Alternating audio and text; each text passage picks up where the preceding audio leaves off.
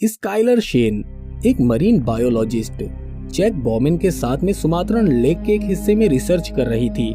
इसी बीच उनका सामना स्मगलर्स के एक ग्रुप से होता है जिनके कब्जे में बहुत से छोटे छोटे बच्चे कैदी होते हैं। उन्हीं में से एक तमाल नाम का बच्चा स्काइलर से मदद की भीख मांगता है। स्काइलर भी मदद करना चाहती थी, पर अब एक बहुत बड़ा स्कॉर्पियो उसके रास्ते की रुकावट बन जाता है।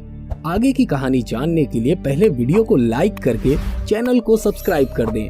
मूवी की शुरुआत में हम एक बच्चे तमाल को देखते हैं। वहाँ उसके अंकल उसे सैक्रिफाइस के बारे में बता रहे थे कि बिना किसी सैक्रिफाइस के इंसान कुछ नहीं कर सकता। उसके बाद तमाल को कुछ खास मकसद के लिए लंदन में हैरिस के पास भेज देते हैं। अभी ये रीजन एक मिस्ट्री है जो कि हमें आगे जाकर मूवी में पता चलेगी। उधर से जाते हुए तमाल के अंकल उसे एक स्कॉर्पियन नेकलेस देते हैं। उसके बाद हम एक मैरिड कपल को देखते हैं जो कि आउटिंग के लिए आए थे। वहाँ वो लोग नई नई चीजें देखते हैं और पार्टी करते हैं और बीच पर भी जाते हैं। वहाँ पर स्विमिंग करते हुए कोई अननोन क्रिएचर उन पर हमला कर देती है। इसकी वजह से वो लोग बहुत जख्मी हो जाते हैं। वो लोग अपनी इस ट्रिप की वीडियो भी बना रहे थे और इसके अंदर ये मूवमेंट रिकॉर्ड हो जाता है। ये वीडियो बहुत तेजी से वायरल भी हो जाती है। उसके बाद हम डॉक्टर स्काइलर को देखते हैं जो अपने फैंस से बातें कर रही थी। उनके फैंस इस वीडियो के बारे में बात कर रहे थे कि ये वीडियो असली है या नहीं, तो वो कहती कि ये नकली है। तब स्काइलर भी उसी समुद्र में रिसर्च के लिए जाती है जिस समुद्र में ये हादसा हुआ था। दूसरी तरफ हम तमाल को दूसरे बच्चों के साथ फिशिंग टेंट पर देखते हैं। वहाँ पर बहुत ज्यादा काम करने के बाद भी लीडर उनसे खुश नहीं था। वो उनको बहुत ज्यादा टॉर्चर करता था और ये चीज तमाल को गुस्सा दिलाती थी। दूसरी तरफ हम स्काइलर को देखते हैं। क्योंकि वो यहाँ मरीन हिस्ट्री लाइफ पर रिसर्च करने आई थी, इसलिए वो जैक को समुद्र के एक खास पॉइंट पर चलने को कहती है। लेकिन जैक यहाँ कहता है कि पहले वो अपने फ्रेंड से मिलेगा, उसके बाद वो कहीं जाएगा। और क्योंकि स्काइलर के पास दूसरा कोई ऑप्शन नहीं था, इसलिए उसे जैक की बात माननी ही पड़ती है। फिशिंग प्लेटफॉर्म पर सब लोग फिशिंग कर रहे थे तो उनकी ट्रैप में वही अननोन क्रिएचर आ जाती है जिसने पहले कपल्स को मारा था। अब इन बच्चों को इस क्रिएचर के बारे में पता नहीं होता। क्रिएचर एक बच्चे को पानी के अंदर खींच लेती है। तब लोग मुश्किल से उस बच्चे को बचा पाते हैं। हैरिस उन लोगों को दूर से ही देख रहा था। अब जब बाकी के लोग इस बारे में उसको बताते हैं तो हैरिस उन लोगों को डांट देता है। इसी दौरान जैक आ जाता है जिसके पास गन भी थी। उसके आने से हमें पता चलता है कि वो भी एक स्मगलर है। यहाँ पर हम तमाल और उसके दोस्त को देखते हैं। तमाल का फ्रेंड उसे प्लेटफॉर्म में नीचे की ओर ले आया था और वो उसे आज रात निकलने का प्लान बताता है। लेकिन तमाल कुछ भी कहे बगैर वहाँ से चला जाता है। और जब तमाल ऊपर की तरफ आता है तो उसे स्काइलर की बोट नजर आती है। वो स्काइलर से रिक्वेस्ट करता है कि वो उसे यहाँ से ले जाए। वो यहाँ मजीद नहीं रहना चाहता, पर स्काइलर कहती है कि तुम इस बारे में अपने हेड से बात करो। जबकि स्काइलर भी हैरिस के एक आदमी से बात करती है, पर वो उसे कोई जवाब नहीं देता और वो वहाँ से चला जाता है। दूसरी तरफ स्काइलर देखती है कि जैक और हैरिस किसी बात पर लड़ रहे हैं और हैरिस जैक से पैसे मांग रहा है। जैक उसे देने से इनकार कर देता है। बदले में हैरिस अपने एक आदमी से कहता है कि वो बोट को अपने कब्जे में ले ले।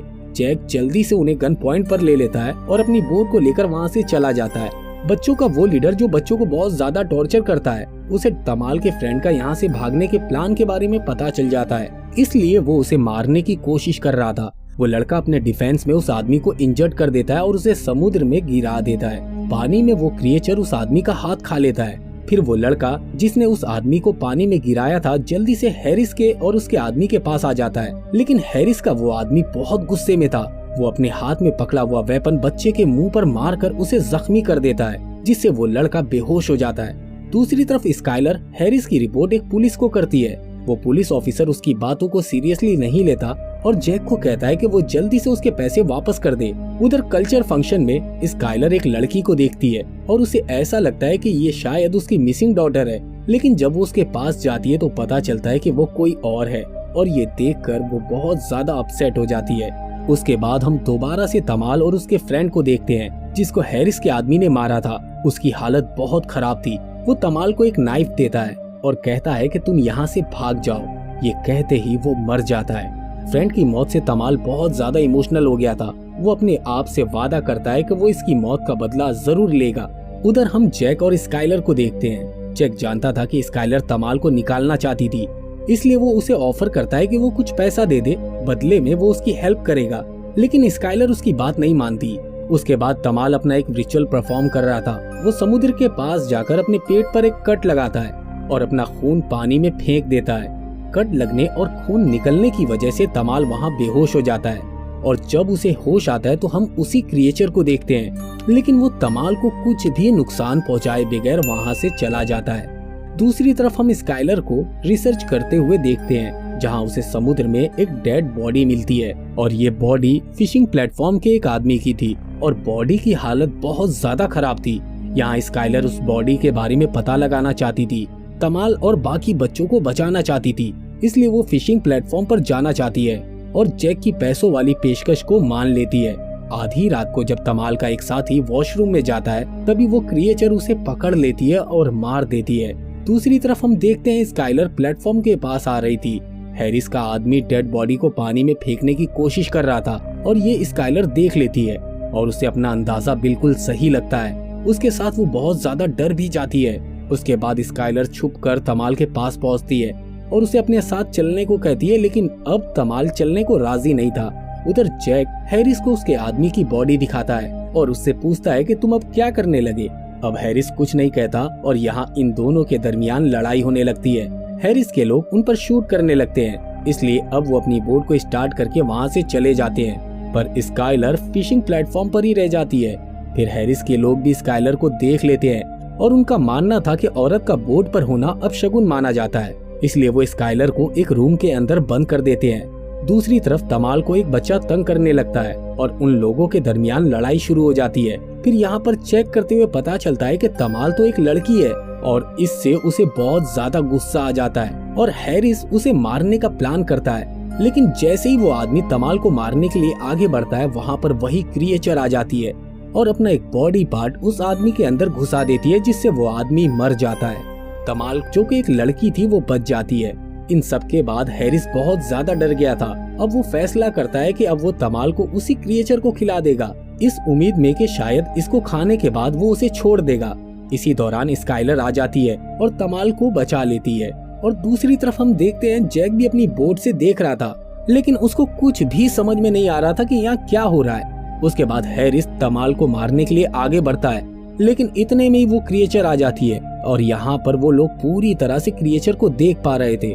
वो एक बहुत बड़ा स्कॉर्पियन था और उसे देखते ही हैरिस उससे लड़ने की तैयारी करता है और जैसे ही हैरिस उस पर हमला करता है, दूसरी तरफ तमाल को भी बहुत पेन होता है। उसके बाद वो क्रिएचर हैरिस के बॉडी पार्ट में अपना बॉडी पार्ट स्टैब करके उसे भी मार देता है। ये सब कुछ देखते ही जैक भी आ जाता है और वो इतने बड़े स्कॉर्पियो को देखकर हैरान हो जाता है। यहाँ पर वो क्रिएचर हैरिस के हमला करने की वजह से बेहोश हो चुका था, इसकी वजह से वो कोई हरकत नहीं कर रहा था। अब जैक स्काइलर के पास आता है और कहता है कि इसे किसने मारा। स्काइलर कहती है कि ये मरा नहीं बल्कि बेहोश हो गया है। ये सुनते ही जैक बहुत डर जाता है। वो यहाँ से स्काइलर को निकालने की कोशिश करता है, लेकिन तमाल यहाँ से जाने से इनकार कर देती है। उसके बाद जैक उस क्रिएचर को बांध रहा था ताकि वो पूरी दुनिया को दिखाकर पैसा कमा सके।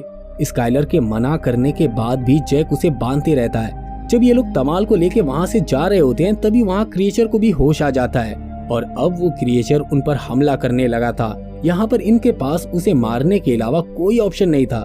जैक और उसके साथी उस क्रिएचर के चारों तरफ पेट्रोल गिरा देते हैं ताकि वो उसे आग से जलाकर मार सके। और क्योंकि स्कॉर्पियन आग से डरते थे, लेकिन इस स्कॉर्पियन पर तो आग का भी कोई असर नहीं होता।